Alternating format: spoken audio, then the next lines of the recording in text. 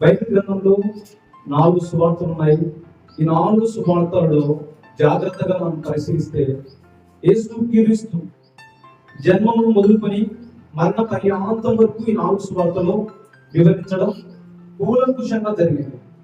ఈ 4 సువార్తలు మనం ప్రాథమికంగా ఈ 4 సువార్తలు మనం ధ్యానిస్తే యేసుక్రీస్తు యొక్క జననం అంటే జన్మించక ముందు యేసుక్రీస్తు యొక్క వంశావళి గురించి, తర్వాత యేసుక్రీస్తు జన్మించిన తర్వాత మరణము మరణ పర్యంతము వరకు 4 సువార్తల గ్రంథాలలో మనకు భక్తులు వ్రాయబడినని మనం తెలుసుకోవచ్చు.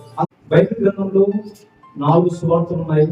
ఈ 4 సువార్తలలో జాగ్రత్తగా మనం పరిశీలిస్తే యేసుక్రీస్తు జన్మము మొదలుకొని మరణ పర్యాంతం వరకు ఈ 4 సువార్తలు వివరించడం కూలంకుషంగా జరిగింది.